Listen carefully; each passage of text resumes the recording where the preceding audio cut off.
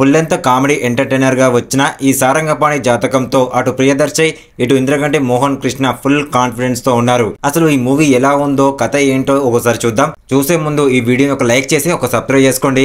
కొత్తగా వచ్చిన వాళ్ళు ఎవరైనా ఉంటే మన ఛానల్ వెంటనే వెళ్ళి సబ్స్క్రైబ్ చేసుకోండి. సారంగపాణి అలియాస్ ప్రియదర్శి జాతకాల్ని ఎక్కువగా నమ్ముతుంటాడు. చేతిలో ఉన్నవి గీతలు కాదు మన తలరాతలు అనే టైప్లో బతుకుతుంటాడు.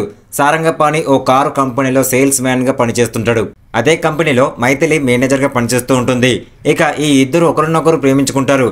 ఇద్దరు పెళ్లికి సిద్ధపడడంతో ఎంగేజ్మెంట్ కూడా జరుగుతుంది. ఆ టైంలోనే సారంగపాణి జాతకం చూసిన జిగ్గేశ్వర్ ఓ షాకింగ్ విషయం చెబుతాడు. నీ జాతకంలో ఒక హత్య చేస్తావు అని ఉందని చెప్పడంతో సారంగపాణికి ఏం చెయ్యాలో తెలియదు. ఒకవేళ పెళ్లి తర్వాత ఆ హత్య చేస్తే మైత్రి జీవితం ఏమైపోద్దో అని సారంగపాణి కంగారు పడతాడు. పెళ్లికి ముందే తన జాతకంలో ఉన్న ఆ హత్యను చేసేయాలని తన ఫ్రెండ్ చందు అలియాస్ వెన్నెల కిషోర్తో సారంగపాణి రకరకాల ప్రయత్నాలు చేస్తాడు.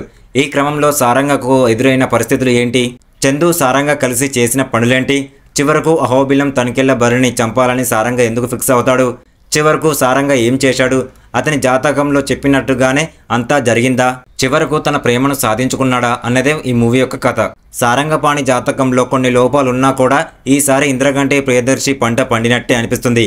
టేకాఫ్ కాస్త స్లోగా బోరింగ్గా అనిపించినా కూడా ఆ తర్వాత కథలోకి లీనమవుతారంతా. స్టార్టింగ్ ఓ 20 నిమిషాలు అంతగా ఎక్కకపోయినా మర్డర్ ఆలోచనలు రావటం, హత్య చేయడం గురించి వెన్నెల కిషోర్ ప్రియదర్శి మాట్లాడుకునే మాటలు ఎవరిని టార్గెట్ చేద్దామని ఆ ఇద్దరు చేసే ప్రయత్నాలు నవ్విస్తాయి. అలా ఫస్ట్ హాఫ్ అంతా కూడా సరదాగా సాగుతుంది.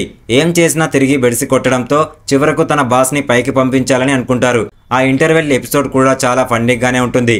అలా ఫస్ట్ హాఫ్ మొత్తానికి ఆడియన్స్ ని నవ్వించడంలో సక్సెస్ అయ్యారని చెప్పుకోవచ్చు. ఇక సెకండ్ హాఫ్ ను ఎలా హ్యాండిల్ చేస్తాడో అని అందరికీ అనుమానం రావచ్చు. కానీ ఫస్ట్ హాఫ్ కంటే సెకండ్ హాఫ్ మరింత హిలేరియస్ గా ప్లాన్ చేసుకున్నారు. సెకండ్ హాఫ్ మొత్తం ఒకే చోట జరుగుతుంది, అయినా ఎక్కడా బోర్ కొట్టదు. సారంగపాణి జాతకం రైటింగ్ తోని పాస్ అయినట్టుగా అనిపిస్తుంది. ఇంద్రగంటి మ్యూజిక్ ఇందులో స్పష్టంగా కనిపిస్తుంది. ఈ తరానికి తగ్గట్టుగా ట్రెండీ డైలాగ్స్ రాశాడు. పంచులు మాత్రం వర్షం కురిసినట్టుగా అలా కురుస్తూనే ఉంటాయి.